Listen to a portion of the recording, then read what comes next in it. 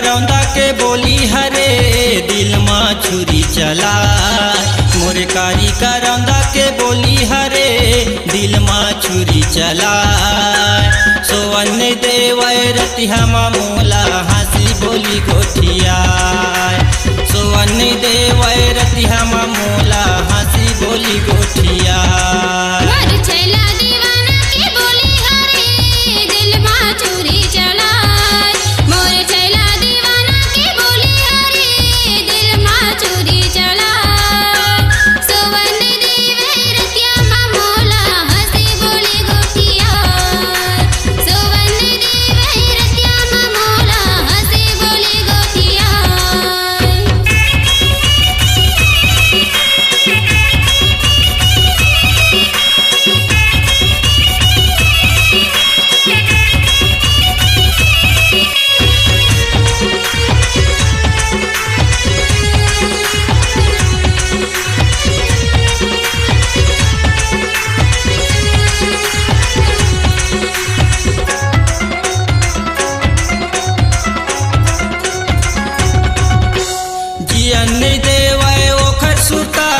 सारी रात जगाए कामया के जादू चलाए नैना मोह समाए। कामया के जादू चलाए नैना मोह समाए।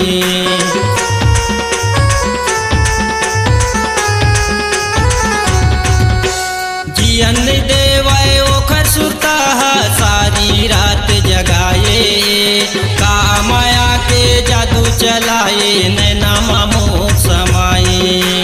कामया के जादू चलाए नैना मोह समाए। मोरे कारी करौंदा के बोली हरे दिल में छुरी चला। मोरे कारी करौंदा के बोली हरे दिल में छुरी चला। सोवन देव रतिया मोला हंसी बोली गोठिया। सोवन देव रतिया मोला हंसी बोली गोठिया।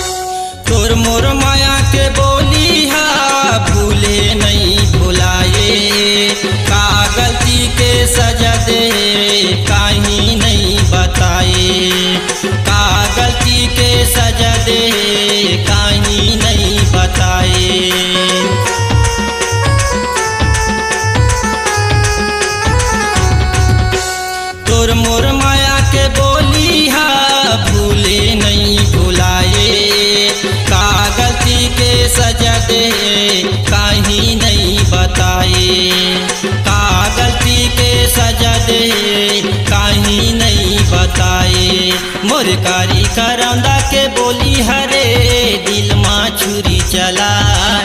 मुरकारी करौंदा के बोली हरे दिल माँ छुरी चलाए।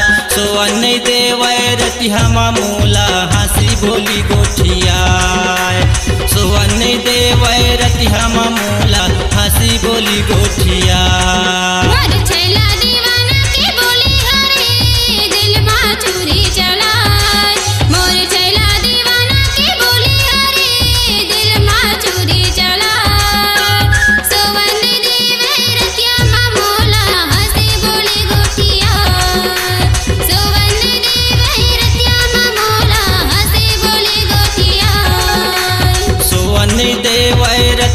मूला हंसी बोली गोठिया।